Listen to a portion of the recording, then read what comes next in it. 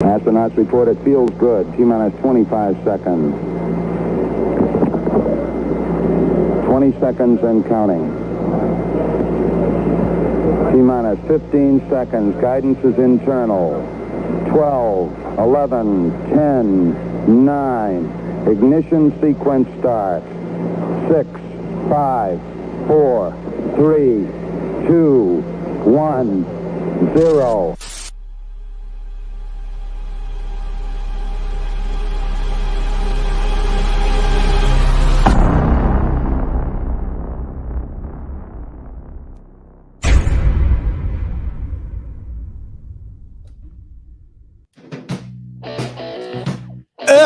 Oh,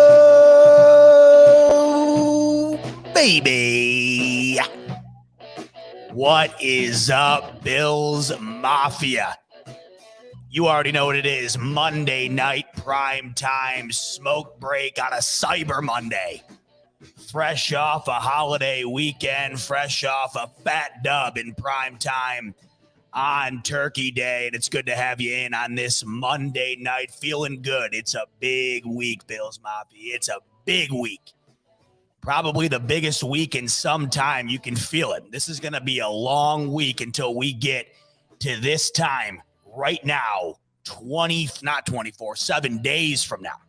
7 days from now, right at this moment, we will be gearing up for the New England Patriots to come to town on Monday Night Football, a battle for the AFC East. Time is a flat circle. It's come back to New England. We'll get in that in depth throughout the show. Amazing. But of course, in this one, we'll start with the most recent game, and that is a drubbing for the Buffalo Bills over the New Orleans Saints, a game that the Bills desperately needed after they were on the wrong side of a drubbing against the Indianapolis Colts. I felt like this game was going to be huge for a variety of reasons. One, obviously, because you come off a loss the way you did against Indianapolis, but you're in a huge spot on Thanksgiving, NBC, primetime. Everybody's watching this game. It's a massive stage, and for those who don't get to watch the Bills as often as we do as Bills fans, you finally get a chance to watch them in that slate. And for those who aren't even the biggest football fans, you get to see Josh Allen. You get to see what the Bills have on display, and that's why I love opportunities like that, and the Bills took full advantage. Now, of course, in the first half, I mean, it was rough. It took a while to get going, and God bless you if you're a Saints fan having to endure whatever that was on Thursday night. It was about as bad of a performance as you could possibly have from a team. And the Bills, luckily this week, were on the right side of one of those. Of course, we have had our fair share of being on the wrong side of those this season. It felt good to be back on that side, but we've been on both sides pretty frequently. And throughout the year, I think we've all been saying one thing, and that's, who is this Buffalo Bills team? Who are the Buffalo Bills, and what are they in this 2021 season? Well, I think we finally have an answer, and I don't think it is a overwhelmingly good answer. I don't know how bad of it is either. I think it could be a similar answer shared amongst almost every team in the NFL. But we have discovered who the Buffalo Bills are this season. And the Buffalo Bills are an inconsistent football team. Dramatically so. Aaron Schatz, or I don't know how you pronounce it. I think it's Schatz. Love that last name. Aaron Schatz, of course, he invented DVOA from Football Outsider. So he's the guy who's got every little part of the game tracked through analytics. And, I've said on this show a million times, you take analytics for what they are, but I do think in this day and age, they're a massive part of the game. You have to respect them. You have to respect analytics. And when it comes to, DVOA, it's pretty well respected amongst, NFL peers. Aaron Schatz tweeted out exactly what I felt defined who the Bills are in 2021. So they have this statistic, according to DVOA, that essentially tells you what a team is based on their performance week in and week out. And this is a quote directly from the founder of DVOA. The Bills now have a week-to-week DVOA variance of 46.6%. The current record is 38.2%. for the 2005 San Francisco 49ers. The Bills are quite literally the most inconsistent team in Football Outsider history. And it makes absolutely perfect sense. Week in and week out, we get a version of the Bills that's either really damn good or really damn bad. It's been very few and far between that we've had it split down the middle. And it makes perfect sense. Every week we want to define them one way or the other. We want to say, well, they're not a Super Bowl team. Performance against the Colts. They are a Super Bowl team. Performance against the Chiefs. Performance against the Jets. Performance against the Texans. Whatever. Fill in the blank. They're not a Super Bowl team. Performance against the Jags. The reason we're so flippy-floppy here is because this team is very inconsistent. So much so that, like I just mentioned, they are statistically the most inconsistent team in NFL history by a wide margin. And it's beyond noticeable when you watch these games on a week in and week out basis. On one week, you can have what we had last week, an absolute blowout where the Bills didn't stand a chance in that Colts game from the jump. But just a week prior, it was the exact opposite. The Jets didn't stand a chance against the Bills from the jump. It was essentially the same game. The Bills were on the right side of it against the Jets, the wrong side of it against the Colts. The following week, they're on the right side of it again. There's no in between here. The only game where it felt like there was an in between was the Tennessee Titans. That was the most competitive game of the season. And unfortunately, the Bills were on the losing end of it. But ever since that game, it's been up or it's been down. And it's not anywhere in between. It's either on the ceiling or it's on the floor. And the problem I have with this is that right now the New England Patriots are the most consistent team in the NFL. And that, of course, is the team the Bills will face off against 7 days from tonight for the AFC East lead. Massive game. Now, it's not the worst thing in the world either because we know what the Bills are capable of when they're on the higher end of that ceiling when it comes to their inconsistency. They can absolutely destroy you. But there's definitely variables that you have to factor in when we look at how these Bills wind up winning their games. The same way we have to look at it when it comes to the New England Patriots. Now, the one issue I had after this weekend was, of course, New England drubs the Tennessee Titans. Now, the Tennessee Titans are not the same Titans team that the Bills faced on Monday Night Football a few weeks back. Derrick Henry's out. A.J. Brown's out. This is a hobbled Tennessee Titans team. The Patriots still kick the living hell out of them. You can only play who's out on the field.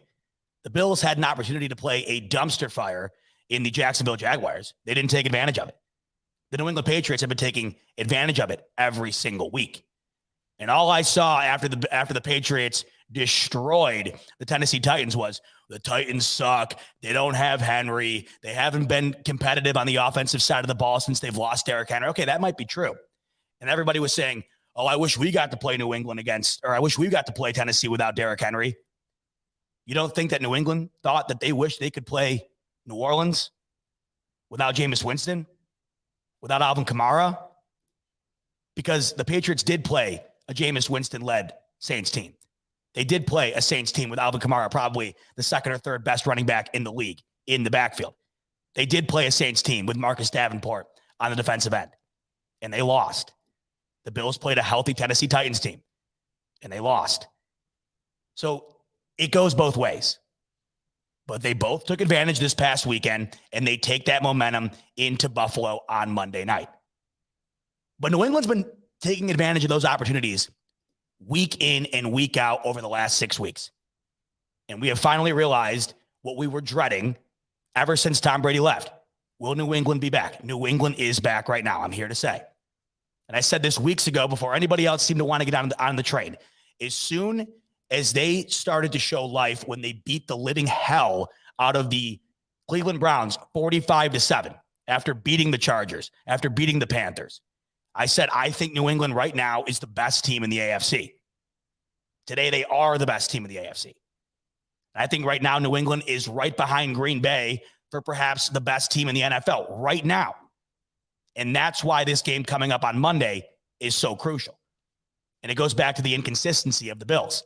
A week ago, we felt as though the Bills might not even be a top 10 team, a fringe top 10 team, especially the way they played against Jacksonville, the way they played against Indianapolis. But if you take the way you played against New Orleans and you bring that in against New England, who I think a lot of people right now, including myself, think that they are the best team in the AFC, at least the most consistent, and one of the best teams in the NFL, the narrative switches completely. You get it done against that team, it's no longer a fringe top 10 team. It's right back to the top of the crop again. And that's where this inconsistency comes from. The one thing the Bills have got to find a way to get on track with towards the end of this year here is getting consistent.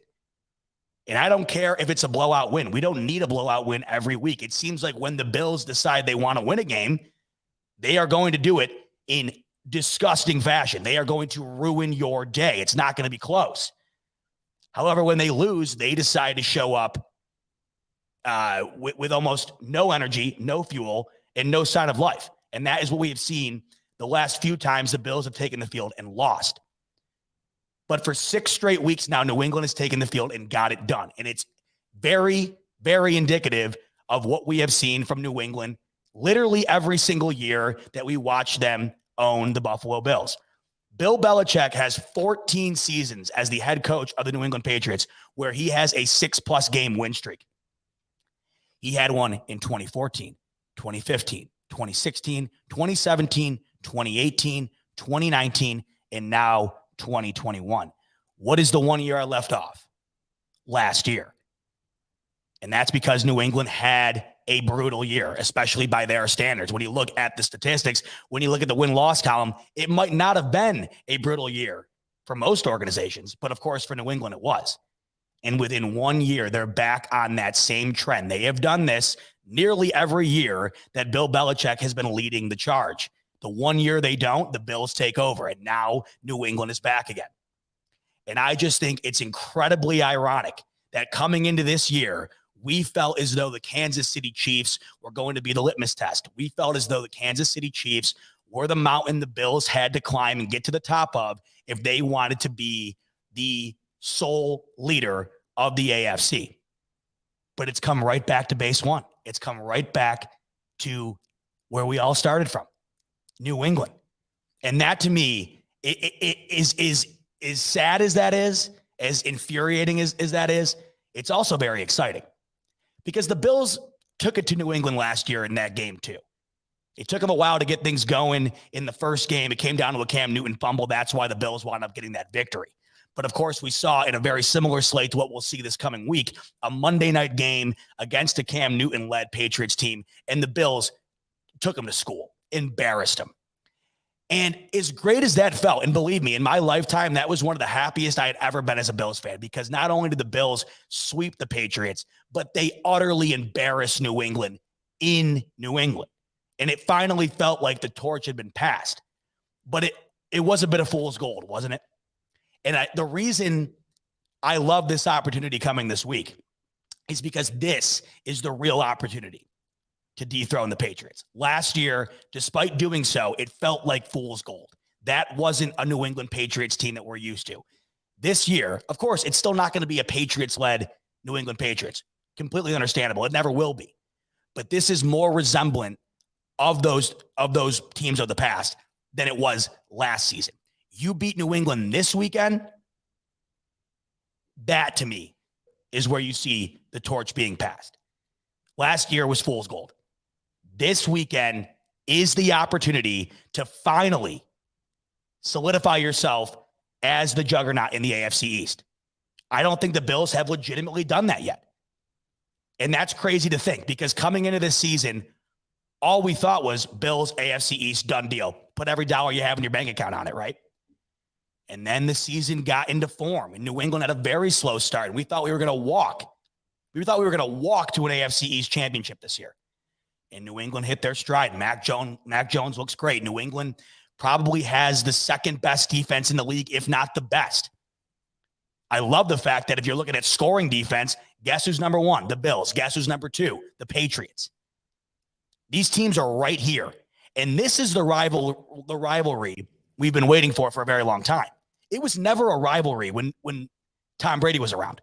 It was a divisional game. It wasn't a divisional rivalry. It was an utter embarrassment for years and years and years. You got yourself a rivalry here because you're heading into week 13 on a Monday night where the division is up for grabs. And that was never in the realm of possibilities under Tom Brady and the New England Patriots. A lot more to get into this game, of course, and I want to talk a lot more about the Saints game in its entirety as well. But we can't even touch the Saints game without talking about the biggest storyline from the game. And it wasn't the victory. It wasn't how the Bills looked on offense. It wasn't how dominant they were on defense. It was the piece that they lost on defense, the heart and soul of the defense, arguably the heart and soul of this team and one of our favorite players. I don't care who you are. There's not a soul on the planet who doesn't love Tre'Davious White. And as great of a win as it was against New Orleans, bittersweet to say the least. We lose Tre'Davious White for the rest of the year, torn ACL. Nobody better to talk to about an injury like this than the legendary Buffalo Fanatics' very own thigh doctor. We'll bring him on right now. There he is. My brother, where's the yoga pants, brother? I mean, what the you promised me booty shorts or yoga pants, and you look way too dressed up for this. I'm calling in from work. Oh, I thought you wore those to work. You definitely gave me the wrong impression. That's for sure. Is that the only reason you put me on here? You thought I was wearing the shorts? Well, I mean, I wanted an injury update, but that was just part of it. Thanks for coming on. I wish it was under better circumstances. I really do. Yeah, but, that's what I'm here for. Unfortunately, these things happen. It's just even more unfortunate that it happens to a guy like Tre'Davious White. I don't know how else to describe it. You lose not only one of the best corners in the league, probably the best player on that defense, but it's more than that. You lose a guy beyond the X's and O's here. You lose a lifeline of this team. Just the personality himself. It's representative of who this team is. And of course, throughout the McDermott era here, Tre'Davious White has been one of the leaders, one of the most well-known guys, and of course, the most likable guy on the team. And we lose him the rest of the year. Let's start from the jump here, brother. Give me the rundown on what happened and how things look today, a few days removed after we found out Tre'Davious White tears his ACL and will miss the remainder of the season. Yeah. How's my connection? Because you're breaking up there. Oh, you're buttery to me, my friend. Beautiful. All right. So take it back from the injury, right? So he had his foot planted all his weight. He was trying to change direction. His knee collapsed in, and you saw it buckle. Interesting to me, because I'm in the field, is I actually don't think this was a non-contact injury.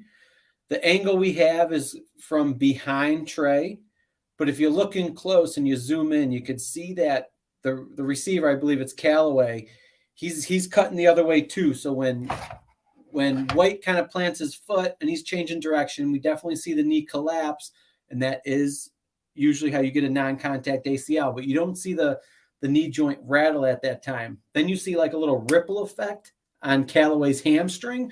So I think Callaway's hamstring actually came down and kind of hit the top of just above his knee, the distal femur, and that's what drove it back to make the knee buckle on him. Why is that interesting? Because guys who have non-contact ACLs are prevalent to having the other one tear, because a lot of it has to do with their anatomy. So it's actually kind of a good thing that it was contact. That means Trey's got strong legs. He wasn't kind of predisposed to this. The bad thing is, though, if that knee is damaged enough, I mean, that knee will be susceptible to re-injury. It just depends on what goes on in the joint. So I got a little model because I'm at work. You like this? Love that. Okay, cool. So we're looking right at the front of the knee. This is your kneecap. You pull it back. You open the knee up, and now you got the cruciate ligaments. You got the anterior and the posterior. So basically how he looked when he planted, this is towards the bottom of the leg. This is the femur up towards the upper body. It kind of went like this. And then I feel like he got hit right here to drive that femur back. Because if you look at the side, what's the ACL stop you from doing? It stops the tibia from moving forward on the femur like this. Cool? So moral of the story is he's got an ACL tear. Now, inside the knee, it's been reported that he's got a meniscal tear. So when we want to look inside, you see these two little circles? I do. Circle here, circle there. So he's got a little rip in one of them. So what does that mean? If he gets it cleaned up, kind of like they kind of just like etch it out, the damaged tissue, that's called a meniscectomy. That's a quick recovery. That won't really affect any of his rehab. Now, if it's in a spot that has good blood supply, they could do a meniscal repair. So they basically suture it up. The only problem with that is that he's very limited what he can do in the first month of rehab, and it kind of slows the process down. So why is that important? Because we're embarking on December, and he's going to have the surgery in about 2 weeks. Usually need about 3 weeks to get the swelling down and kind of reach some milestones before the surgery. So if he's getting in mid-December and we got a meniscal repair with his ACL, that's going to set him back about a month of return to play. And now we're looking, the average, research average from Dr. James Andrews is 10.8 months. So if he gets the surgery in mid-December, we're looking at a November return, wow, which would put him on the PUP list. Now, if it's a meniscal repair, you're definitely looking at that. If it's a meniscectomy, you could probably speed it up. At the same time, you really can't speed up biology, man. You got to take your time with these. Adrian Peterson did a huge disservice to everyone's goals on coming back from an ACL. So he came back in 8 months and change. That's superhuman. It just never happens. You're really looking at the earliest would be 9 months. So that would be 9 months would be early to mid-September. So there's a chance that he could be almost ready to go. And I could see them putting him on the 53-man roster and then just putting him on the 3-week IR for return. So he doesn't have to sit out the full 6 weeks, which happens when you're on the PUP list. But I definitely see this as a strong candidate to be on the PUP to start next year, unfortunately. How soon into the recovery process will it be known how long he will be out next year? Does that take time, or do you know fairly early? They won't put that out. Things you want to look for in the early on is, did he have an infection? All right, that'll probably leak out. He's having some complications, but you won't know if he's having trouble until we get to the summer and you notice that he's like nowhere to be found. And you get to camp and you're not even really hearing about him. He's just walking around. He's not seeing the field. Then we know he's going to be on the later stage there. He's definitely not playing spring ball. He won't even be out there for that. But you can see him cleared for kind of sports activities a little after 6 months, and then on-field work at about 8 months. So he could be in camp, just non-contact doing drills. That's a good sign. What is it about that injury? When you watch it, it doesn't seem like much happened, but it seemed almost instantly Tre'Davious White knew it was very serious. He comes off the sideline, throws his helmet. You can tell he's emotional. What is it about the ACL there that, as a player, I guess, from the person experiencing it, it doesn't look that bad, but it's super serious? Yeah, well, it doesn't hurt as much as you might think. Now, that could be different. A lot of stuff can happen when the knee buckles. You get a bone bruise. That's going to hurt like heck. But usually you feel the pop. You feel the knee joint give out, and that's like, oh, shit.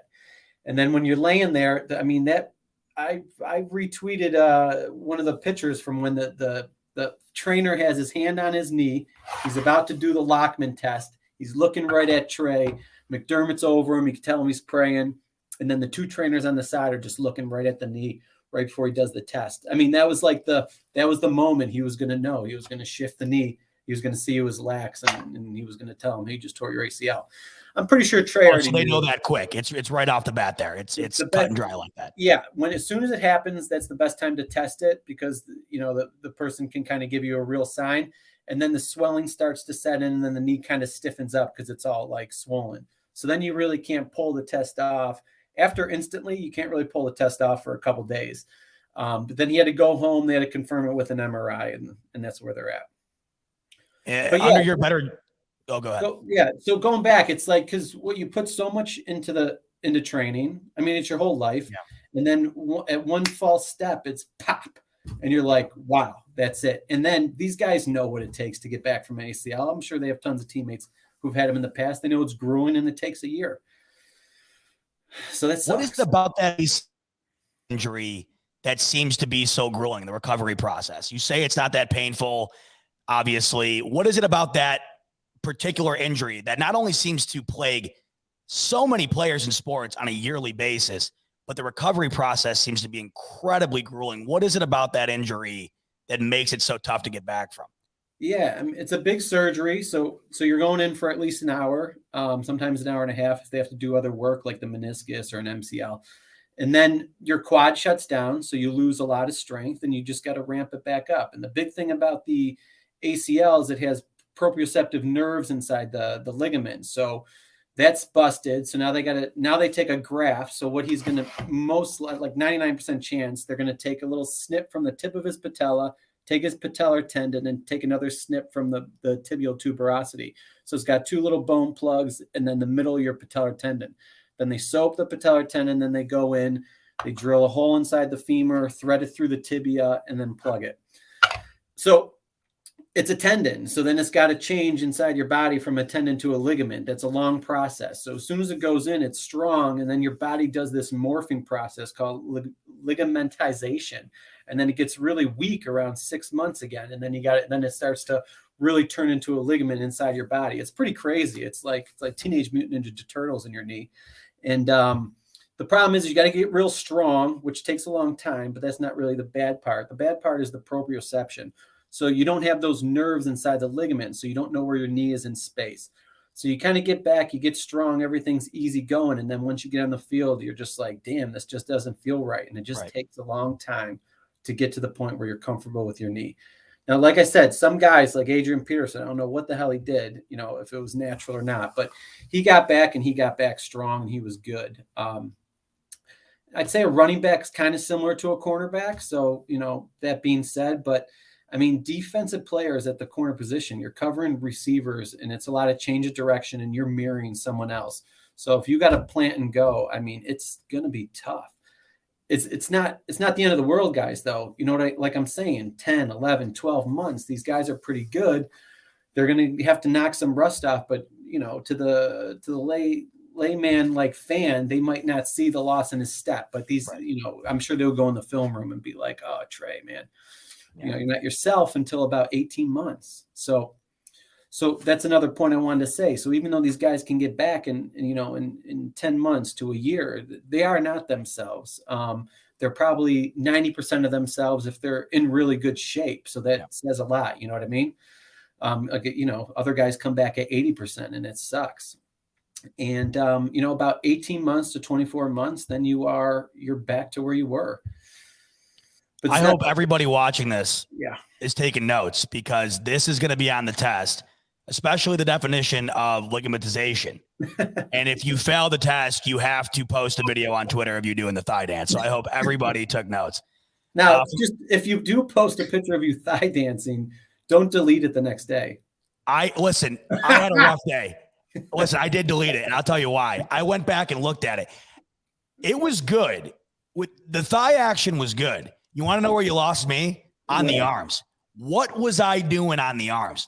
I couldn't leave that there. I have employers. I have a career. I mean, anybody sees that, it's toast. I'm done. Who's hiring me after that? I just want you to know you have a lot of potential. For the thigh dance. Everything, yes. You got the charisma, you got the legs. You just need a little more rhythm and practice. Well, what is it about? You want to know what? Rhythm's a good way to put it.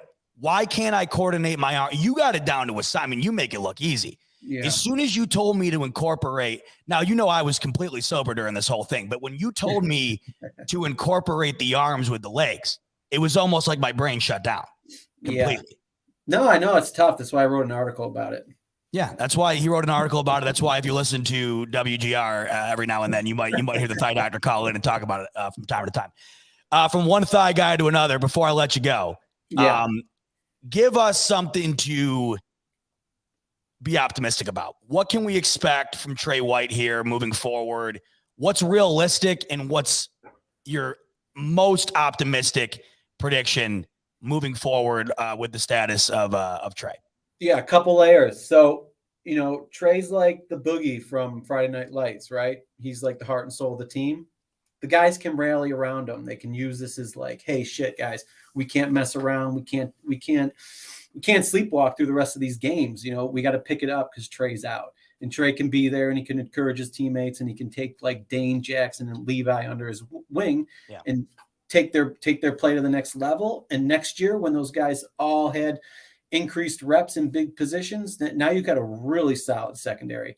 And then what else can we take away is Trey's, you could tell he's a great player. He's got a great work ethic. I don't know why he's not the captain this year. He was captain last year. They must mix those up a little bit. But he's the captain and pulse of the team. So this guy's going to be back. He's going to work hard. He's a very talented player. Even if he has a 10% drop off from this year to next year, he's still going to be in the upper echelon of cornerbacks. He can still make the Pro Bowl next year. So, guys, don't worry too much. You heard it here first. That actually gave me goosebumps. That was refreshing. I needed to hear that, especially after, it's still fresh. I think after that weekend, it happens on a holiday and the Bills are just running away with the game. It didn't really hit you to a few days later that you're like, oh my God, we're losing Trey. So, well, that's good to hear. And the insight is incredible. I mean, I felt like I got infinitely smarter. And I think we could all get a little smarter every now and then, especially us Bills fans. We're not often. I feel like we're not burying our head in the ligament books very often. So your insight's amazing. The season's not over. All right. No matter what we're saying, it's not over. You heard it here first. The thigh guy. And hey, by the way, I'm sorry you caught me red-handed. I thought you didn't see me delete the video. I feel terrible now. No, I was checking it like every hour. And yeah, well, because it was that entertaining. I'm telling you right now, man, it was the arms. I'm working on it. We're gonna get better, and we're gonna get back in the lot. We're gonna do it again soon. Hey, Rich Forbes in the comments. No, Andrews doesn't do the surgeries anymore. He's a grandpa, but his colleagues do. So they say they're going to see Andrews. He's probably in there, but the other guys are kind of doing the work. So you're telling me good hands? Is that what you're telling me? He's going down to Andrews for the surgery? Oh, that's okay. The rumor? I'm not. Is that? Oh, that's the hospital. Yeah. Okay. Dr. Andrews. He's down in Alabama and Florida. He's the ACL guy. He is the OG. Yes. The OG coming from an OG. He's going to be fine. All right, man. Hey, thanks for the lesson. And like I said, the test will be administered soon, and you should probably have a lot of videos flowing in. I got a feeling we're going to get some failing grades in here, including myself. So yeah. We'll talk to you soon. All right. Hey, thighs and the brains over here. Thighs and the brains. It's the thigh doctor. Thank you, my friend. All right. Take care. All right. So that's, there's stuff to be optimistic about. But unfortunately, we all know as sports fans, you hear ACL and you think the worst, and for good reason. We know how detrimental these injuries can be. And when you lose a guy like Trey White to an injury like that, it's daunting for sure. But hey, the thigh guy knows it. Thigh doctor. And so me and Thigh Doctor, we've met up in the lots. And if you watch the pregame show for the Colts game, I was having a good time. I was feeling myself. And Thigh Doctor taught me the thigh dance. It was the first time I ever endured the thigh dance. And I had the thigh motion going. And then he told me to incorporate the arms with it. And I was doing this like T-Rex thing. I had to take it down. I can't be seen like that. I got to get better. Then we'll put it back up on Twitter. We'll be good to go. Throughout this whole thing, by the way, I hope you enjoyed that. You're not going to get that everywhere. I mean, that was a full breakdown. We just learned how an ACL works. I guarantee you didn't tune into the smoke break tonight and say, you know what? I'm going to learn how an ACL works. Buffalo Fanatics, baby. We got it covered. Thigh Doctor all over that. But while that was going down, I saw some trolling going on here in the comments. And I was excited to see it because it is a master at work. Now, he is a master troller tonight, but you get the chance. If you're a conspiracy theory guy, and I enjoy a good conspiracy theory, they're very interesting to me. Master at Work has an awesome YouTube channel where he makes some conspiracy theory videos in regard to the NFL. They're interesting. I don't know how accurate they are, but they are interesting nonetheless, and they are very entertaining. So as much as we're getting dogged tonight by Master at Work, I will give him a shout out because I have watched his videos and they are very entertaining. All right, back to more discussion on the Saints game from this past week. And then, of course, the big showdown on Monday night after this quick word from our friends over at NordVPN. Are you out of market, but the NFL Sunday ticket is just too expensive? Hey, this is Pierre the Kingpin from the Buffalo Fanatics, and do we have a deal for you? Watching all NFL games live while having the ability to watch the replay whenever you'd like is what makes the NFL Sunday ticket so popular. The issue is the pricing is just outrageous. Getting DAZN along with NordVPN will cut that price in half. Here are the details. Go to supportbf.com and sign up for DAZN. Then go back and sign up for NordVPN. Once done, just switch your VPN to Canada and sign into DAZN. Now sit back and enjoy some football. It's the Kingpin, and I'm out. Get after it, baby. TheBFVPN.com. Awesome deals over there, courtesy of our friends over at NordVPN. Take full advantage of it right now. Super chat coming in from my good buddy, Christian Kerr. Nary. Nels is home from being an astrophysicist or whatever the hell he does out in North Dakota. Yeah, we have a guy from North Dakota in here. I have more people watching this show in Europe than I do in North Dakota, Nels. I'm going over to see him after the show. He's in town.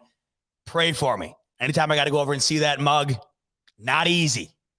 Doing that after the show. All right, let's get back to business. And once again, thanks again to the Thigh Doctor. We all got a bit smarter there. Look at. I've always been an English guy. I'm a literature guy. I'm good. I like words and stuff like that. When it comes to science, math, not me. And I love talking and listening to people who are all in on that stuff. And we just got down to the he had a sculpture of an ACL. I mean, you're not even going to get that over at ESPN. Fanatics, Thigh Doctor, loved that. I'm going to go back and watch that after this because all I took from that, I swear to God, it stood out to me so heavy. Ligamentization. What a word. Love it. All right. 7-4, Buffalo Bills. AFC East in the front of the car right now. The Bills are in the car, and they're just an inch behind the Pats. They're a half game behind. They're cruising. Going into the year, we had the foot on the gas all the way down the 90, heading towards the AFC East title. Here come the Pats. They're swerving. They're cutting people off. Classic Boston mentality, flipping people off, honking the horn, screaming, yelling, throwing Dunkin' Donuts out the window at other cars. But those snobby Bostonites or whatever they call it, they're a little bit in front of us, and we have them in our grasp to pass them this coming Monday. Now, what are we going to get out of the Buffalo Bills? Are we going to get the Bills who just went against the Colts, or are we going to get the Bills who just went against the Saints? Now, let's look at this Saints game. We haven't talked about it a ton. We talked about going forward into the Patriots game, and then we had the Thigh Doctor on. The Saints game, I have to look at everything objectively. That's how I look at it as a fan, because you have to. If you ride the highs and lows to their highest point, it's going to be a rough go no matter what. I mean, you can't get too high, you can't get too low. Unfortunately for me, I oftentimes get way too low, and it's tough to get back on a high. It really is. And when you lose a game like you do to the Indianapolis Colts, where it's just so bad, it's tough to get back onto a overly optimistic wavelength. The problem I had with the Saints game is the Saints were just absolutely depleted. I mean, anybody in the league could have beaten the Saints on Thursday night, excuse me. Yes. And it just felt like throughout the game, the Saints were doing anything in their power to hand the game to Buffalo. I mean, case in point, that fake punt before the half. What in God's name was that? I have all the respect in the world for Sean Payton. I don't know how the hell that passed quality control. That was one of the worst plays I have ever seen in my entire life. I don't care if you have vintage Joe Montana, Brady, whoever back there throwing that ball. That was never getting completed. It was horrendous. It was like an out route immediately thrown by the punter, and whoever the ball was going to, it was draped, completely face covered. The ball was 9 feet into the stands by the time it actually hit the ground. I don't know what the hell that was. And of course, we bailed the Saints out as we go down the field that drive for Josh Allen's second consecutive pick in 2 drives. So we'll start with the things that concern me. And one of the things that was of major concern to me in this game was the initial pick from Josh Allen. Now, I think when it comes to concerns from Josh Allen in this game, this might have been my only major concern. That was probably the worst pick he's thrown in a very long time. It wasn't like he was under an immense amount of pressure. He wasn't about to get hit. He had all the time in the world. He stared down Stephon Diggs and threw a ball that never should have left his hands. Stephon Diggs was not even close to open, double covered, and picked off. Bad throw. The second interception, I think it was a combination of blame. Yes, Josh Allen did get hit. It got deflected. That's why it was picked off. But he held the ball way too long. There were plenty of open receivers on that play. Emmanuel Sanders was open well before Allen decided to step up into the pocket and launch it. And I forget who the running back was on the play. It was either Breida or Singletary on the outside, also wide open. It felt like Allen was holding on to the ball a bit too long in this game.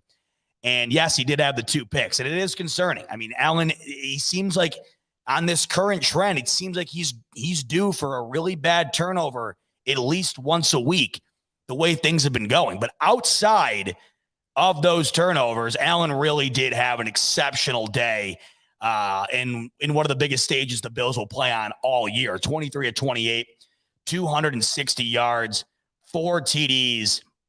And I thought the accuracy outside of the interceptions was on point.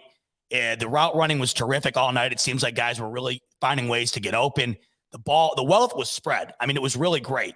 Diggs led the way, 7 receptions, and it seems to be that we're getting more consistency out of Diggs, which I love to see. Early on in the year, it seemed like it was really tough to get him going. He's had a couple of huge games over the last several weeks, and he's really starting to pop off. He also had a touchdown in this game. The real crown jewel against the Saints, though, was Dawson Knox. He should have had a hattie. Throw the hats. He should have had a hat trick. In regard to touchdown, he scored the second one. It was called back, and that's when Allen threw that tipped pick. And that, of course, was Allen's first interception in the red zone. And I knew it, too, because that was always the one thing everybody always says. No, Allen, he's never thrown a pick in the red zone. I always kept wondering, when the hell is it going to happen? Because it's pretty remarkable. He's gone almost four years without doing that, and it came down to a tipped ball. So, it's tough to get overly pissed when the guy he literally has never done it. The real sour taste in your mouth that you got from that interception is knowing the play prior was a touchdown to Dawson Knox that was called back because Ike Butker went too deep down the field in an area in which the ball didn't even go to. So it was just like, it just felt like a totally pointless penalty. The Bills wind up turning the ball over. But the offense really seems to have it going when they're under a structured setting. It seems like every time that they come out in a game when they have their first possession, not every time, but it seems the majority of the time compared to drives throughout the game, it's when they're their most sound. They score right off the bat on their first drive in this game. Then they score right off the bat their first drive in the second half. When they have scripted drives, they really seem to click better than any other time throughout the game. To me, a bit concerning that you can noticeably tell the difference in success from this offense when they are coming on a scripted drive, but it is good to see that they are executing. And it was good to see them get back into the 30 range, especially in the first half when it felt like they might not have it on offense. Only 10 points. The Saints did absolutely nothing. The Bills were in opportunities to score throughout the first half and only were able to drum up 10 points. So it was really refreshing to see him come back out in the second half and kick ass. But this Saints team is completely depleted. Trevor Siemian, once again, another quarterback the Bills faced this year who is a backup, who would not start on any team in the NFL if it weren't for being a backup. And outside of that, the run game for New Orleans, which is usually very elite, Alvin Kamara is one of the best in the business.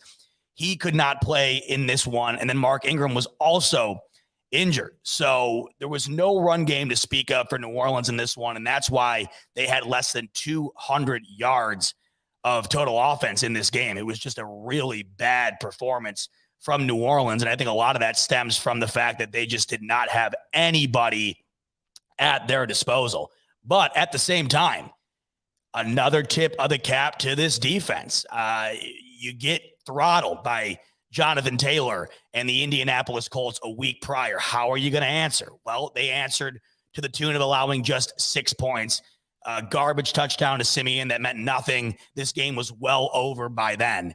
This defense is right now, it is the most consistent part of this team. It hasn't been overly consistent, but if you're looking for consistency from the team who is statistically the most inconsistent team in NFL history, you look at the defense. And that, of course, is where you also look at with the New England Patriots.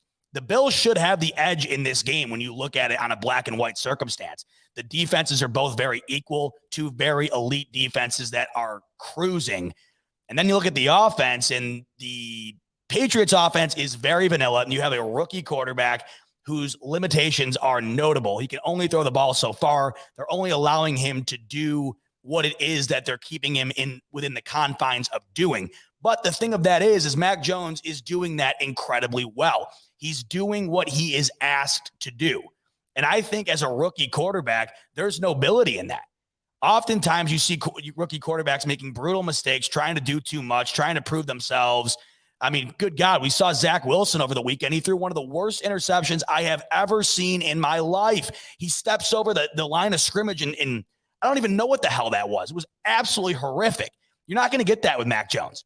Mac Jones is a guy that is going to give you a performance in which he's not going to lose you the game. He's not going to lose you the game. So to me, when we look at this Monday night matchup, it really does come down to the defense. And then from there, the Bills, who have the much more potent offense, have to be more potent in this game in order to get it done. New member, Ryan Theo, welcome to the Buffalo Fanatics, my friend. Thank you so much for becoming a Fanatics member. And of course, I see Rico in the chat here. That's what we like to call a Bing Squad member. Shout out my man Rico, and shout out my man Ryan for joining the Fanatics. Appreciate you, my friend. So, I look at this game, and I can't take any more from the game against the Saints than I can against the game from the Colts, because you're looking at a team who week in and week out, they're not giving you any reason to believe one side is more notable than the other. Now, of course, I do think that the Bills and their talent level lean way closer to what we saw against New Orleans. But we've also seen plenty of occasions this year where they've given you a performance like they did against the Colts.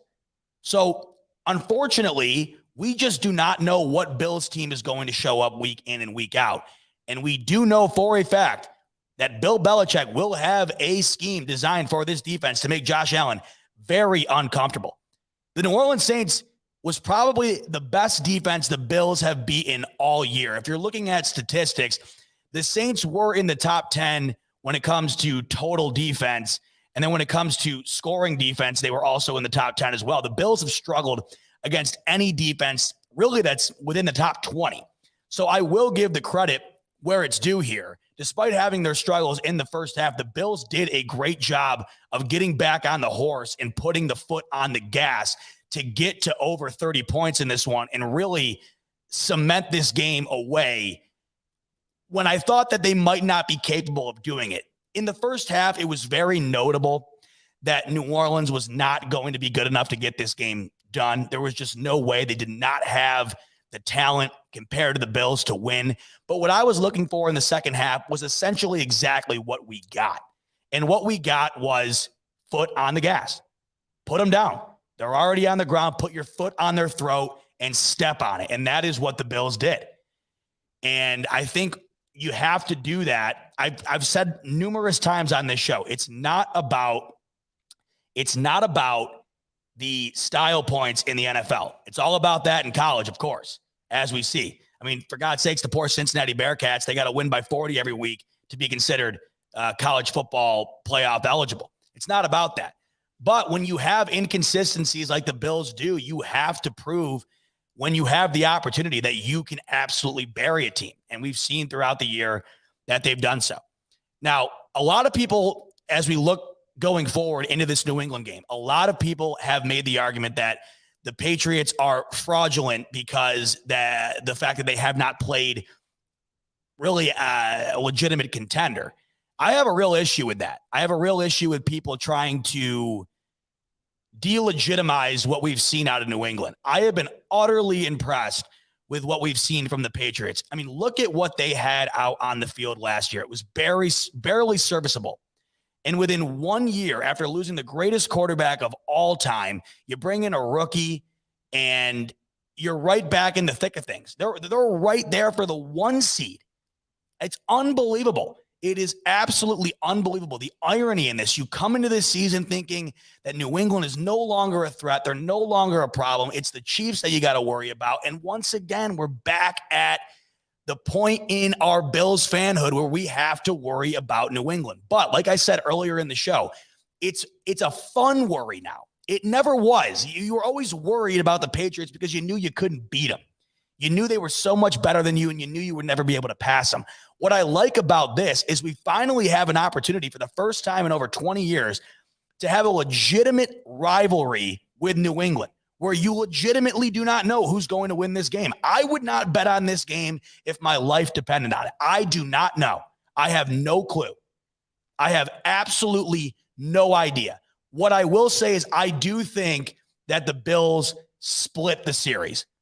Whether they win on Monday night or not, I'm not entirely sure. Nobody is. But if I had to put my chips on something, my chips would go on the Bills splitting the series with New England. Now, if they found a way to sweep them, there wouldn't be anything throughout this regular season that I would be more impressed with than that. And it's funny because we thought that beating the Chiefs would be the most impressive thing we could see out of the Bills this year. We quickly realized that that was not going to be the case. It's back to what we always wanted out of this Bills team. Can you dethrone the Patriots? The Bills were only on the throne for 1 year. And even though it was a terrific year, the Bills are not on the throne of the AFC East. They have not solidified themselves in that spot yet. It was 1 year. New England had one down year, and within the blink of an eye, they're back in the lead. This is the opportunity to finally show New England that you are the leader in the clubhouse. It's finally your opportunity to show Bills fans what they have been looking for forever. You are better than New England in a circumstance where it's worthy of saying that. Saying you were better than New England last year, what did it mean? Who wasn't better than New England last year? Beating the Patriots this weekend would go a long way, not only for this season, but for the future of the franchise. Mac Jones is the future in New England. Doesn't seem like Bill Belichick is going to be going anywhere anytime soon. Get used to a lot of this. Get used to a lot of hyped up, massive implication games against New England as these seasons go on. And this is our first crack at it. And ESPN has to be salivating. Biggest game of the weekend, and it's on Monday night. And lucky for us, it seems like we never get the big primetime games at home. This is the biggest game of the year. It is at home. It's going to be a playoff atmosphere, and it's going to be amazing. Rico coming in with the question regarding Monday night's game. What do you feel is the X factor in this upcoming game? The X factor is a complete game. I don't want to pinpoint a single person that I think could be the X factor in this game. The one thing that I will point at is I think that we are going to have not that I think, we are going to have our first opportunity to see what this Bills defense is like without Tre'Davious White. So to me, the X factor is you already have probably the best backfield in the NFL when it comes to the defensive side of the ball in Jordan Poyer and Micah Hyde. Also, the way Teron Johnson has been playing, who's been doing it better. The Bills have the elements on defense to really overcome an injury like this, but we have to see it be proved. And they're going to have an opportunity. And I think it's a good opportunity. Mac Jones is not going to test you deep down the field. He's not going to go for the big plays. So you're able to play up close and really have a good starting opportunity to get clicking without Tre'Davious White. So to me, that's a major part of this game. But it all comes down to Josh Allen in this game. You have two defenses right now that are the two best in the league. If you go to scoring defense, the Bills are number one at 182 points allowed. New England is at number 2 with 190 points allowed. We're talking two absolute forces on defense.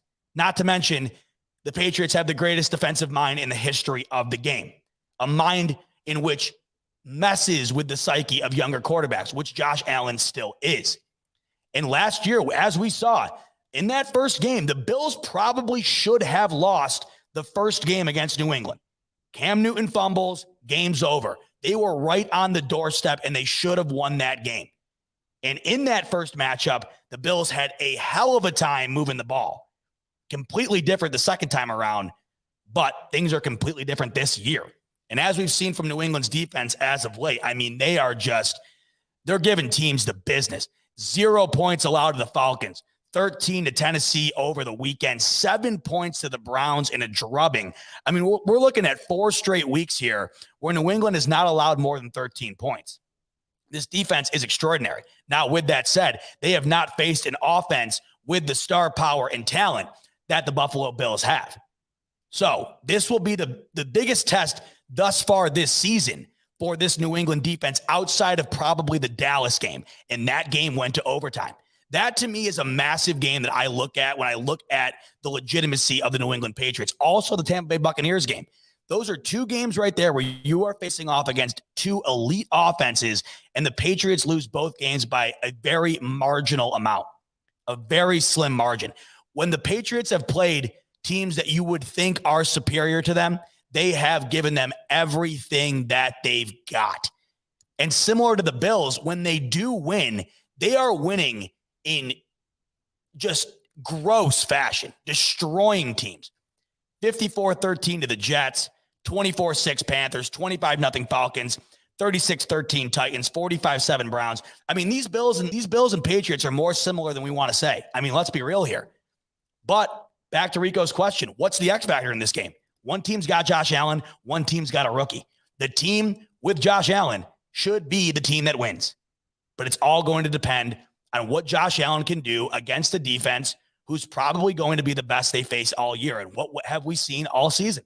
When the Bills play a defense even close to this caliber, they have struggled tremendously. Huge game. I am so excited. I don't even know where to begin. Actually, I do know where to begin. Let's get to some super chats. We've got a couple up here. OG Brooklyn can't play soft. It all starts up front. Well, it sure does, OG Brooklyn. And as we know, with the front of this Bills operation, especially on offense, it's been tough. It's been tough. And it's going to be very tough against this New England team. I hope that we see some scheme out of Brian Daboll to counter against what we know will be a very aggressive Patriots defense. And listen, Brian Daboll, he is a Belichick disciple. So we know that he knows what's coming. Is he going to be prepared for it? Is he going to scheme up something for the Bills offense that winds up being able to edge out an incredible defense in the New England Patriots? Got another super chat from Ryan, the newest member of the Buffalo Fanatics squad. He says, don't worry, Z.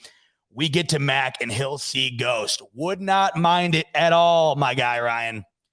Wouldn't mind Mackie boy seeing a couple of ghosts this coming Monday. Very, very interested to see how Mac Jones favors against the Bills for the first time. He is walking into a very hostile environment. But Mac Jones, I got to give this kid credit, man. He is as level-headed as it comes, and you want to talk about a guy that fits the Patriot mold, the Patriot way mold, without any separation between him and the mold. I mean, he just slips right in. This kid's a perfect fit. And it pains me to the core because you can just tell already he is going to be the guy in New England for a long time. That's how I feel. From what I've seen, they have given him a very limited amount to work with, and he has executed it to perfection. Like I said earlier, he's not going to lose you games, and he's going to keep you in every game that you play so long as New England's defense continues to play at the caliber in which they have been. And they've been doing that week in and week out. There's no secret as to why they've won 6 straight games. Brian, my guy, Brian Bowers, the legend. The X factor is Vernon Butler and Zach Moss being inactive. I don't know what happened with Zach Moss.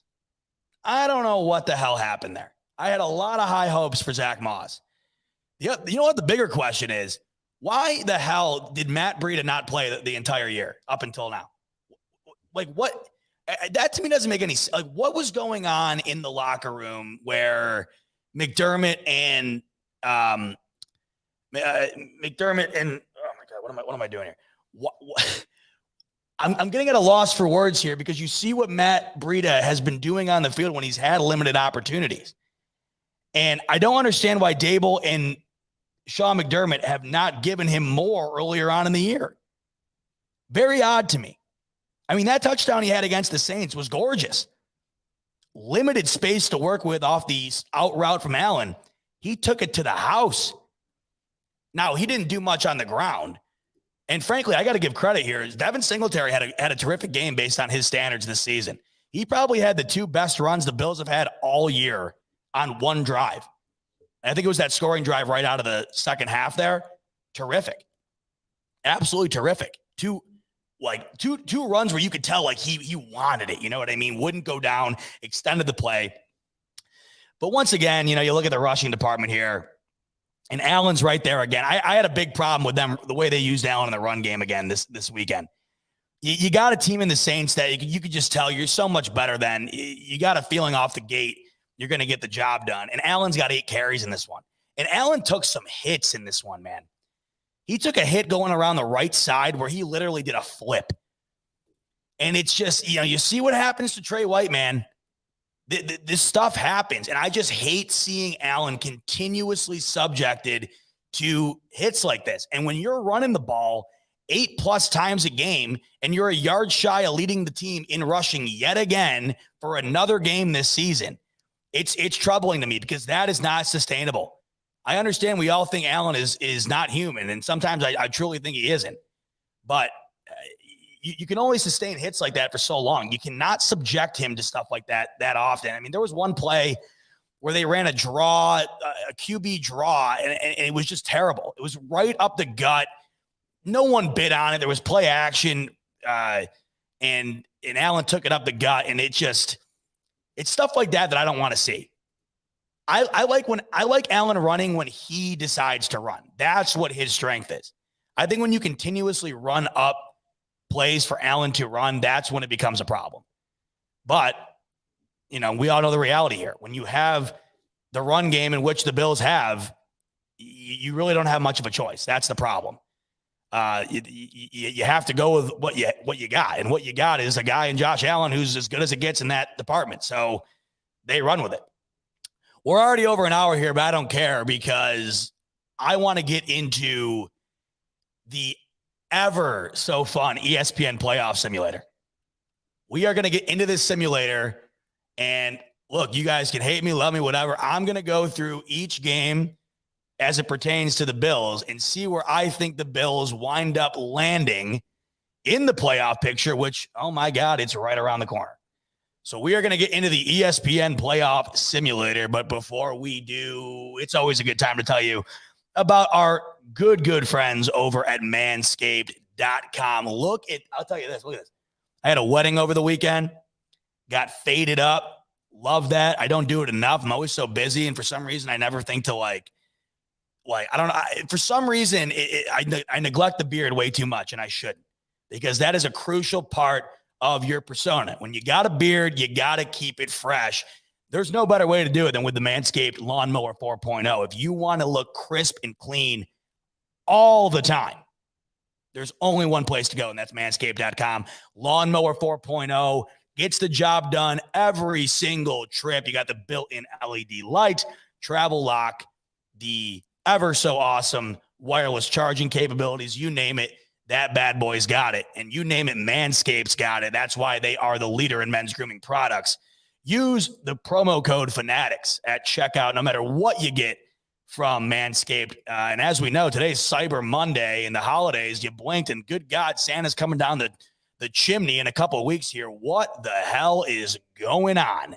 You're going to want to impress somebody this holiday. Why not head over to manscaped.com and get the shopping done early with a special promo code from us here at the Buffalo Fanatics. Just type in Fanatics in the promo code box at the end of your checkout experience, and you will get a special discount. All right, this is the best time of the year because it's funny. The other day, I think it was last week, I'm like, I'm really itching. I'm really itching to get into this playoff simulator because I do it every year. It's just so much fun. And I've never done it on here, which I think is even more fun because I can do it with you guys. But our very own Zach Vaughn tweeted out the other day. He goes, it's a glorious day. The ESPN simulator is up. And I ran over to that website like a kid in a candy store. And I figured, all right, well, tonight, no better time to crack into it. It's fresh and it's here.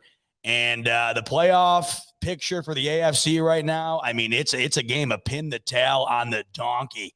Close your eyes, walk over to the wall, and wherever you pin it seems to be what the picture looks like. I swear, every week it is just something else.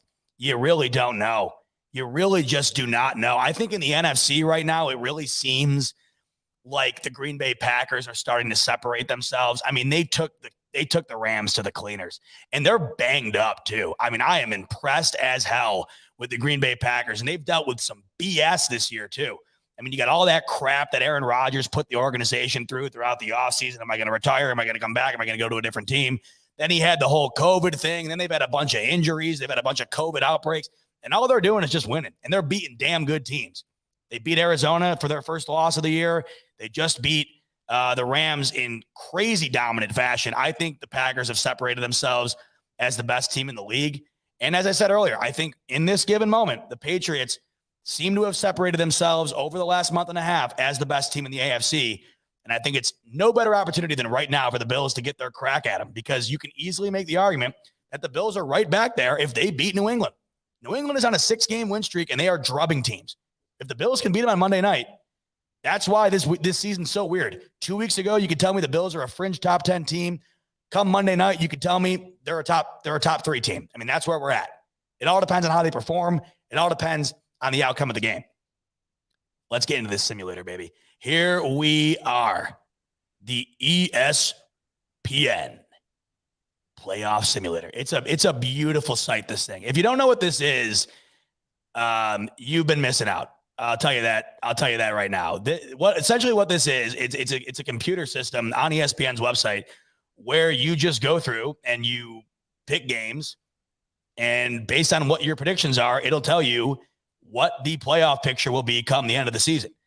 So all we do here is we go through each game and we see what the fate winds up being for the 14 teams that will make the playoffs. So Week 12 in the books, and here's how it currently looks. So right now, and by the way, yeah, Baltimore's the 1 seed. They beat Cleveland. They looked terrible. I mean, they looked awful. Lamar Jackson looked horrendous.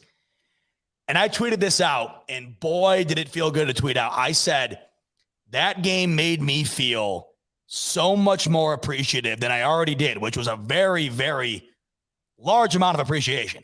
That game made me even more appreciative of Brandon Beane, the Buffalo Bills organization, and their decision in 2018 to go with Josh Allen.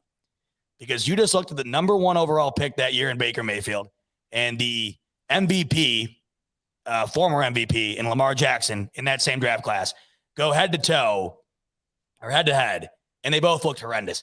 And listen, Baker Mayfield, that whole storyline continues to get more and more interesting as the weeks go on here.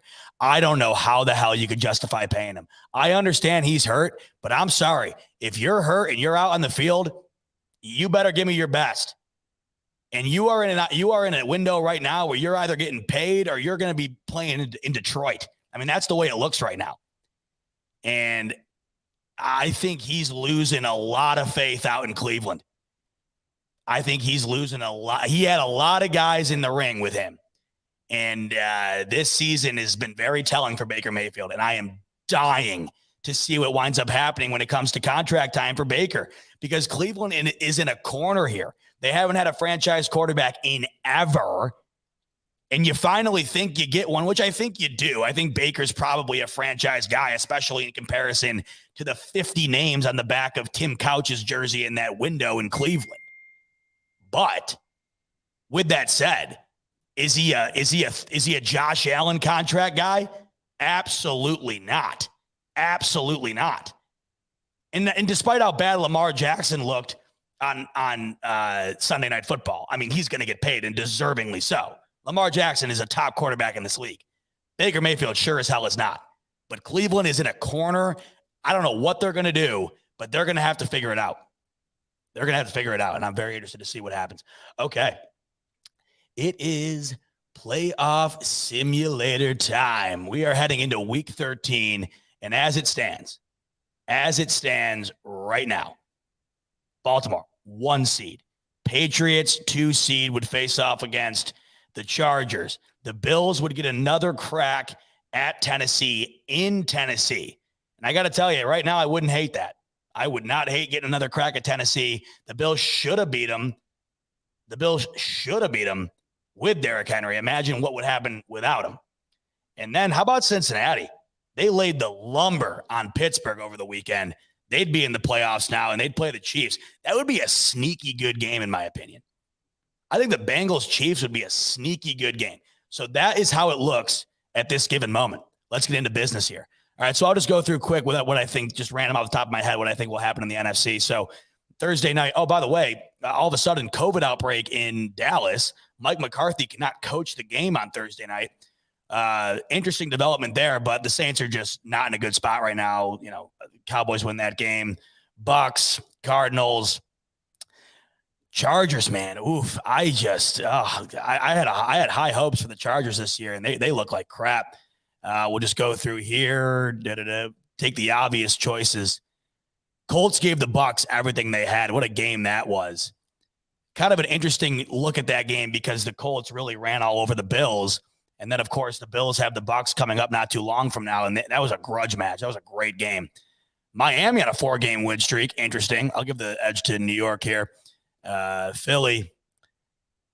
Let's go. How about the Raiders knocking off the Cowboys on Turkey Day? That was a shocker to me. Okay, Rams.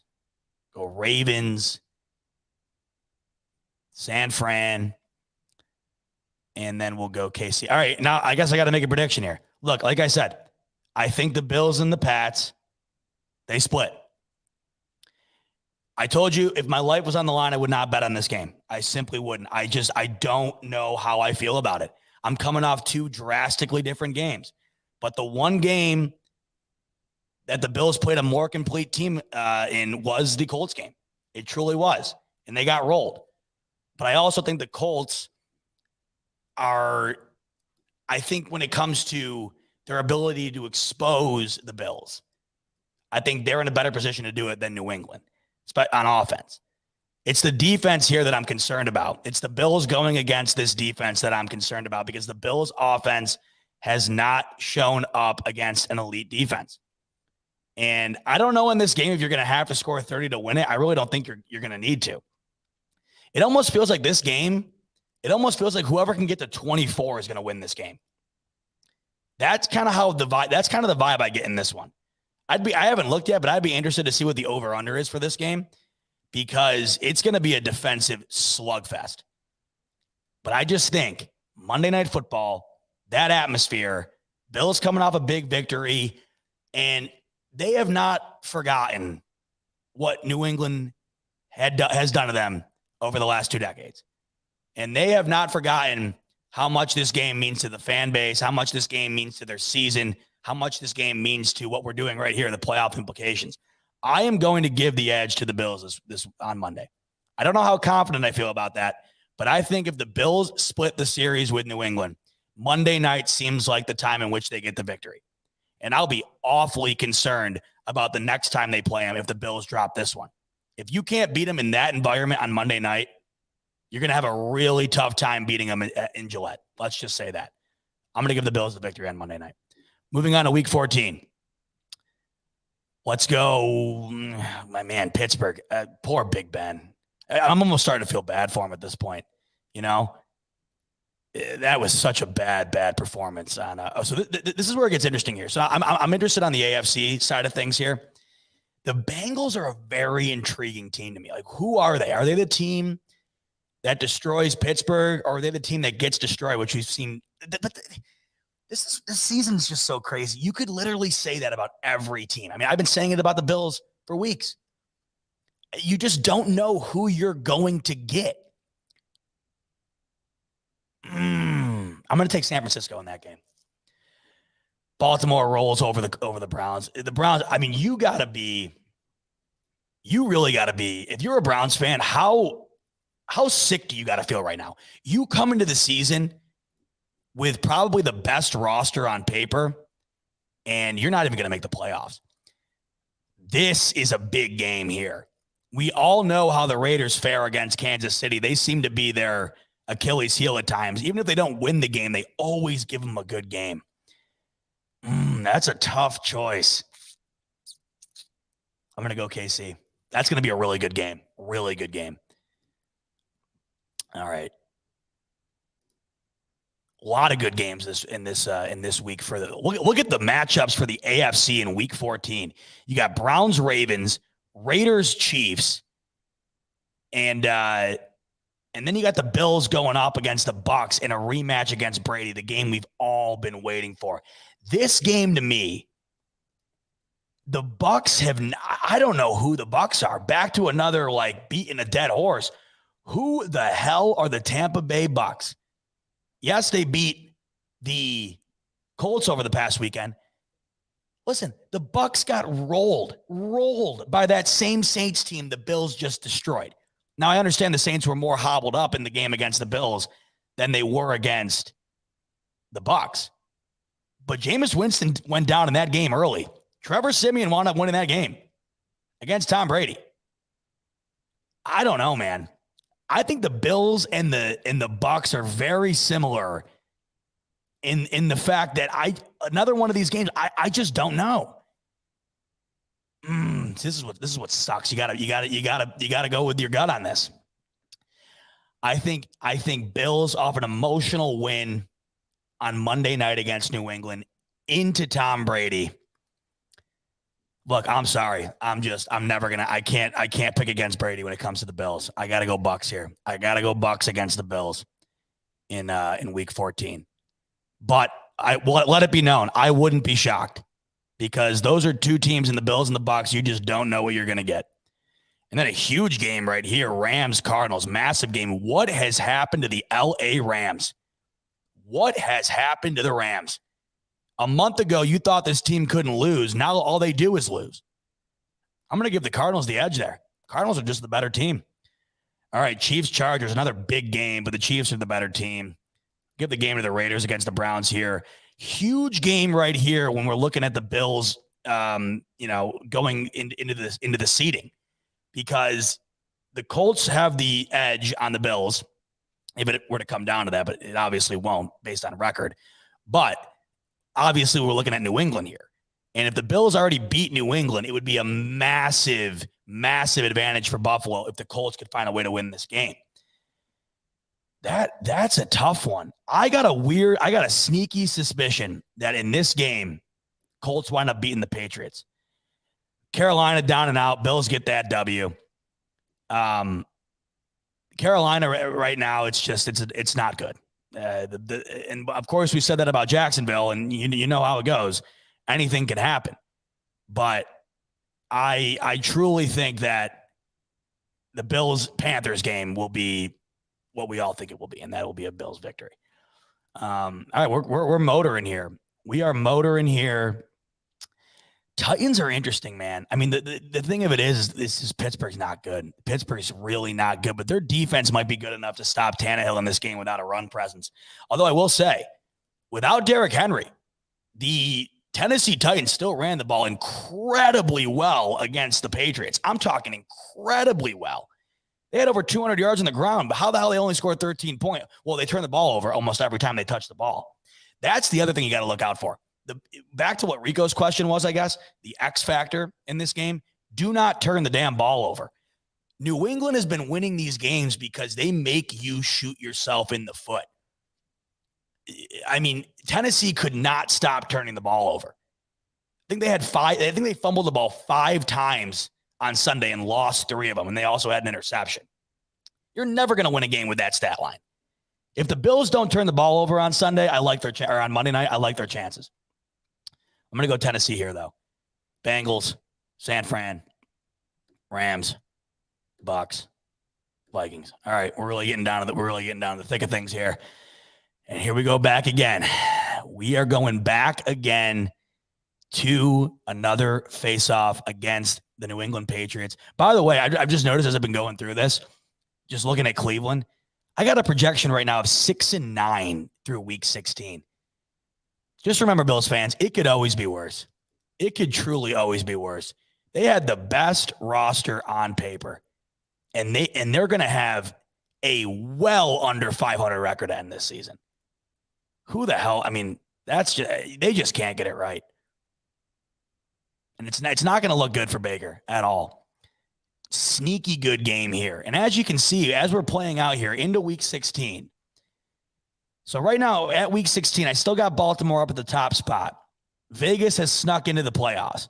And man, I'll tell you right now, if that wound up sticking, a Raiders-Chiefs playoff game, signed me up for that. And then you got Vrabel versus Belichick in the playoffs. We all know how that went down the last time that happened. They ended Brady's career in New England. And of course, we all know Vrabel is a disciple of Bill Belichick. That would be a hell of a game. And then as of right now, Bills Bengals. Tell you what, man, I don't know. I don't even know how I would feel about that game. I would like the Bills in that game, but Bengals are a sneaky good team, man. No question about it. I don't even know how sneaky it is anymore. So it's going to come down to this matchup right here. We got the Bengals and the Ravens. The Ravens, there's something about them that I just don't like right now. They just don't look good. I mean, they got trounced by Miami. Let's be real here. Also, by the way, in the comments, let me know as we go on throughout here, if you see anything drastic that I do that you would change. I want your input as we go through here. But, I mean, look at I understand the Bills lost to the Jags, and I understand that the Titans lost to the Texans, and everybody has these snoozers where they drop a game that no way in hell they should have. That game for Baltimore was the Miami game, but it was more than just dropping a game. I mean, the Bills lost to Jacksonville, but it was 9-6, and they had a chance in that game to win it not throughout the entirety of the game. Towards the end of that Ravens-Miami game, Miami ran away with it. Miami dominated the Ravens, and even more embarrassing, that was a standalone primetime game. At least the Bills snuck out of a Sunday 1:00 game against the Jags, and no one really had to pay much attention to it. Imagine the Bills lost to the Jags on primetime. Woof. What was it? Let me look at something here. I think it was it the Bengals-Ravens game where the Bengals destroyed the Ravens? Yeah, it was that. It was that. And I got a tough time going against that. I got a really tough time countering against that. Let's go back to this game. Let's give it to the Bengals. I remember that. That was the week that the Bills played the Titans, and the Bengals destroyed Baltimore. Give it to the Chargers here, Rams, Saints, Cowboys. I haven't even paid attention to the NFC, but that's starting to shape up over here. Arizona, man. Who would have thought? Cliff Kingsbury before the season, I'm hearing Cliff Kingsbury on the hot seat. He's going to win Coach of the Year. It's just, what a crazy year this year has been, truly. Just a wild year. All right. Look, I got to stick with my guns. I'm a truthful guy, and I told you, I think the Bills split with the Pats. And I mean, I got to go with what I think. Now, I'm telling you right now, I don't care really what happens against the Bucs. I don't really care what happens. Well, I mean, as you can see here, I mean, the Bills will end the season against the Jets and the Falcons. Plus, you have in Week 15 the Panthers. So the remaining tests are New England twice and the Bucs. I got to be honest with you. I don't really give a damn about what happens to the Bucs or against the Bucs. If the Bills lose to the Bucs but beat the Patriots twice, I'm back in the mentality of this team is a full-on leader for the Super Bowl. Because not only do I think New England is one of the best teams in the league right now, but it's beyond that. Not only are you playing one of the better teams, you're playing a team that you are essentially playing in a playoff game in every time you play them. Each time the Bills will play the Patriots, it's essentially a regular season playoff game. So if you go into that environment and win both games, how could you not be confident heading into the playoffs? That's why those two games are just massive, massive tests, because not only do they have so much implication for the AFC East, but they're essentially playoff games. And I think that's a big bonus before the playoffs. You really get a good opportunity to get into that environment and not have it end your season should you lose. I'm seeing, all right, so Mike's coming in. Z-Bot, come on. We're not going 1-2 against New England, Tampa Bay. Mike, man, I mean, I'd like to see the argument where you think that it would be I'd like to see a better argument to where it wouldn't be 1-2. I think at this given moment, that's what my gut tells me. Now, that gut feeling could change drastically come Monday night. I mean, I got to be honest. After the Colts game, I don't even know how I felt about the Saints game on Thursday night. Based on what we saw against Jacksonville, based on what we saw against the Colts, I understood that the Saints were banged up, but look at a banged up Saints team is pretty much on par with a healthy Jacksonville team, and the Bills lost. So I just right now, Monday night's game is going to prove so much to me. So much to me. JNC coming in saying, oh, God, y'all kiss the Patriots. Arse. Oh, look at it. It's an arse to kiss. We've been kissing that arse for 20 years. And we can't get cocky. We had 1 year where we didn't have to worry about him. I'm not in any position to get cocky when it comes to New England. I'm not. Monday night, talk to me then. Could be a completely different story. If the Bills run the Pats out of the building Monday night, come talk to me. Come talk to me, JNC, because I'm all in. I won't be kissing any ass on Monday night. The only ass that I'll be kissing no ass. I'll be kissing no ass. No ass kissing if the Bills destroy the Pats. And as I go through, I am going through this simulator right now based on how I feel in this given moment. The Pats game has not happened yet. My mindset could be completely altered one way or the other depending on Monday night. That goes the other way as well. If the Pats take it to the Bills, my hands are up in the air. I just don't know what to tell you. Because that's going to pretty much show you that when it comes playoff time, the Bills just don't have what it takes to compete with the cream of the crop. That's what that game's going to tell you.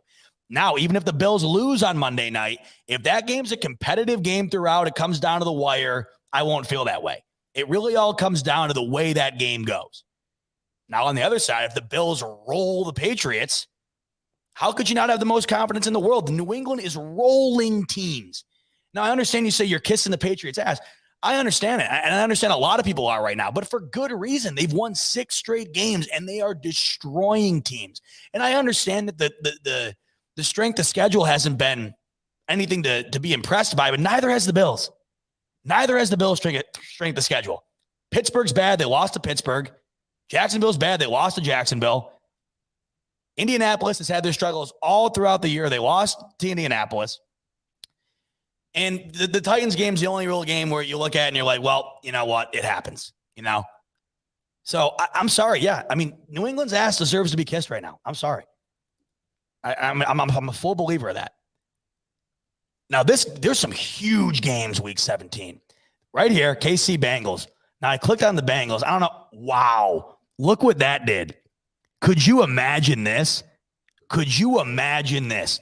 I mean, would this not be so characteristic of this season? This season, as insane as it's been, would it not just be so characteristic for the damn Bengals? I can't even say it with a straight face. The Bengals, the 1 seed. All right, that ain't happening. Sorry, Chiefs. Now, this would be sickening. This would be sickening because just when you thought the Chiefs were done, just like New England, boom, 1 seed again. Big game here. Big game here because you look down and let's take a look at Indianapolis. So they're 8-7 and you got the Raiders at 9-6. So I think depending on who I click on here, this could swing the Colts into the playoffs. I'll take the Colts in this game. And yep, sure enough, puts the Colts into the playoffs. So that's a huge game for both teams. That's essentially a playoff game in itself. Patriots are going to take the Jags here. Oh, could you imagine? Could you imagine? Oh my God. See, now if my prediction comes true and the Bills split with the Pats, imagine the rubber match being in the wild card. Now we're talking rivalry. It's already going to, this year, you're going to see the birth. Like I said earlier, the Bills Patriots, it ain't a rivalry. It's just like Ohio State and Michigan. Up until Saturday, that wasn't a rivalry. Now it is. You win one of those games, it becomes a rivalry. What is Belichick? 35-5 against the Bills? That's no rivalry. That's ownership. This is where we're going to see the birth of an incredibly elongated and what I think very entertaining and grueling rivalry over the next several years. I truly believe that. It starts Monday. That's why this game is so massive among everything else. The birth of the Bills-Patriots rivalry starts Monday night, and it's going to last a long time. And I got to tell you, some people might be scared of that. I'm not. And I understand I said the Bills are going to split. That doesn't mean I'm scared of the Patriots. I'm excited for that. All my life, I would have killed to have even been competitive with New England. And I think it's awesome. Don't get me wrong. I would much rather have it be the Bills rolling the Patriots for the next 15, 20 years. But you can't lie. It is pretty exciting to know that that's going to be some games each year, 2 games each year that are going to be must-win games, must-see television. I guarantee you for the next several years, Bills-Patriots is a primetime game every single year. Guaranteed. I guarantee you next year the Bills play the Patriots again on primetime. That'll be 3 straight years. And I don't think it'll end anytime soon. All right, we're motoring here. And we're really starting to see things come to form. Now, this is a really big game for the Ravens because it's outside of the conference. And the Rams, they're barely holding on here, which is insane just based on how they started the season. But I'll take the Rams in that game.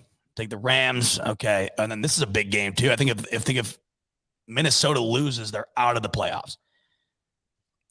And Green Bay would need to win this game to stay on par with the 1 seed. Minnesota did beat Green Bay. Taking Green Bay. Give the Browns a late win here. Super chat coming in. It's coming from No Losses Only Learning 9194. That is a GOAT name. Love that. It's time to play with Super Bowl intensity. It's going to take time to adapt to that level of fitness. I couldn't agree more. Look, for all intents and purposes, to me, in my opinion, playoffs start Monday. Because right now you are going to learn about a Bills team the next 3 weeks, what you are going to see from them in the playoffs. You are going to see playoff Bills over the next 3 weeks. Good, bad, or indifferent, because you're playing 3 playoff teams. New England, Tampa Bay, New England. In my opinion, as far as I'm concerned, the next 3 weeks, we might as well be in the postseason. So you're damn right. No Losses Only Learning. Playoff and Super Bowl intensity needs to be brought over the next several weeks. All right, we made it. Week 18. The first Week 18 in NFL history.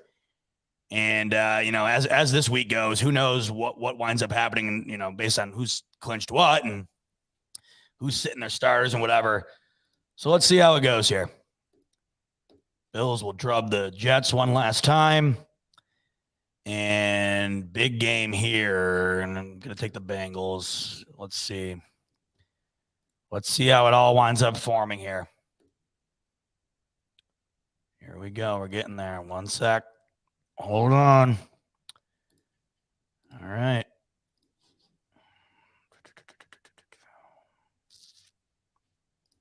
All right, and there it is. Based on my projections. Oh, my good God. So based on my projections, the Bills, based on the tiebreakers, will win the AFC East despite splitting the series with New England and having the exact same record as them. You want to talk about a rivalry being born if this were to pan out. You split the series. You have the same record. The division comes down to a tiebreaker. And you face off in the playoffs. I just got chills. What a slate this would be.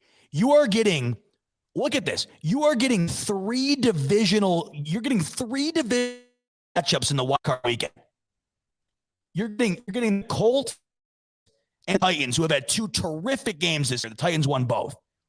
You are getting the Ravens and the Bengals, division rivals. And you are getting New England and Buffalo, division game, with KC up at the top.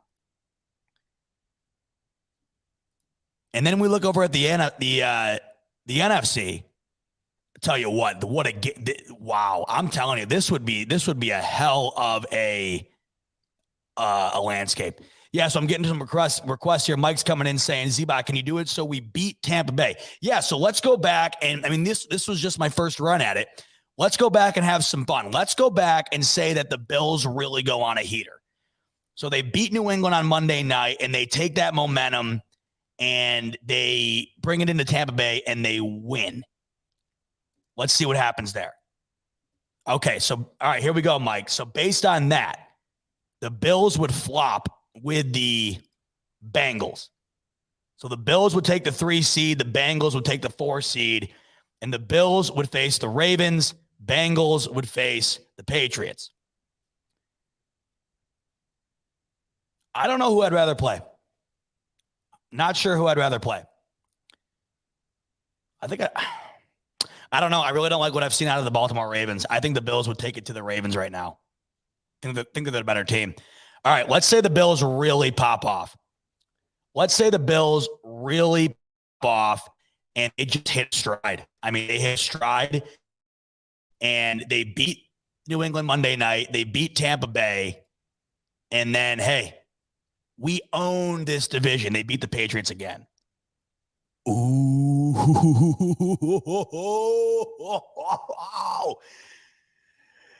Look at that not safe for work picture right there, Bills Mafia. Your Buffalo Bills, the 1 seed.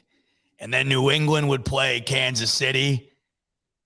And that would be a hell of a game. Damn. Good call, Chris. I'm going to go back to my original one. I am going to screenshot it because I seriously think that if I had to if I had somebody gave me free money to gamble with and they're like, okay, give me your playoff picture, pick your games and put your chips on the table. This is what you think is going to happen. The first scenario is what I think happens. So that would be what I would bet on. I'm going to go back and screenshot that in a second. Oiler Titan coming in. Z-Bot, you don't think Denver can or LA Chargers can beat KC? KC will lose at least one more time. I could totally see that. I could absolutely totally see that. I kind of just went with my gut on the other games outside of the Bills games, but let's take a look. So we'll go back and see what the Chiefs got going on. Week 15 Chiefs. Let's say they lose one of those. I don't think they'll lose to the Chargers. The Chargers all of a sudden are just not good. But let's say the Raiders take the game here against the Chiefs. What happens there? Wow, okay. Ravens-Chiefs would be interesting. Ravens-Chiefs would be interesting. But I think you're getting two teams that are at two different points in the year compared to when they faced off originally. So I think I'd give the edge to KC there. But let's go through and let's say the Bills sweep the Patriots, but they lose to the Bucs. What winds up happening there? Okay. So they'll be the 3 seed essentially no matter what. And then New England sneaks in. I'm going to go back to my original one here and lock that down on the screenshot because I think that if I had to put my chips on the table, that would be what I would go with. And here it is. And that's assuming, of course, the Bills roll the Falcons and the Jets, and the Panthers too. But I have no problem in saying that. I really don't. So, yeah, there it is. I would love this. I can't lie. You want to talk about playoff football that would be like, not only is playoff football exciting by nature, but you're talking like, and then it's in Buffalo too. I mean, my mind's exploding here. Could you imagine the first playoff game in Buffalo with a full crowd and it's against New England? I want you to just take a pause for a second and ponder that. I mean, that's 20 years of pent up anger and fill in the blank with the adjective or verb or whatever. Fill in the blank. Fill in the blank. That's what that game would be. Oh my God. I can't stop looking at it. And the crazy thing is it's like, look at all the elements of it. Everything is just dead on the same. 4-5, 11-6, 11-6. Tie the AFC East, but the tiebreaker goes to the Bills. The whole thing. And then you look at it, you look at the slate here, and it's all divisional games, which is just like crazy. And then I look over here too. I think Minnesota, Green Bay. If I was Green Bay, I would not want to see the Vikings in a wild card game. As good as Green Bay has been, they could definitely lose that game. Bucks, Rams. I don't know who I'd take in that one. And then you got San Francisco sneaking in. Dallas. I don't know, man. This would be a hell of a playoff picture. And I think the cool thing about this playoff picture, when you look at it, I think legitimately you could make an argument for any outcome. You could argue the Colts beat the Titans, vice versa. Same with this game, all the way across the board. And then as you go on, that's why this year is just unlike any other. There's not a single team on here that you look at and you say they got the edge all the way through. I just don't see it. Even Green Bay, who I do think has separated themselves as the best team in the league, I would not want to see Minnesota. They have a terrific offense. They're the only team in the league who's led by a touchdown or more in every single game this season. And I understand that they've lost their fair share of games, but every game has been close and competitive. And they would give Green Bay everything they could handle. Man, oh man, that would be something. All right. Hour 42 in the books. We got a little carried away there, but it was fun. I mean, I could sit and play with that thing all damn day. But I got to let you go. So I'm not quite sure exactly what the plan's going to be next week. I think I'm going to the game, almost positive. So if that's the case, follow me on Twitter at ZachB22. I'll keep you updated on what's going to go down with the show. We will have a smoke break on Monday, no matter what. Whether I do it from the car, the parking lot, whatever, I will be live with you next Monday after that Patriots game to talk all about the biggest game of the season, Monday Night Football against New England. So stay tuned. That's going to be a hell of a smoke break. Not only is that game going to be the best game of the year, I think no matter what the outcome is, we're talking best smoke break of the year too. So hold on to your hats.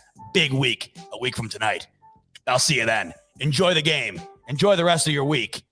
And as always, my friends, go Bills.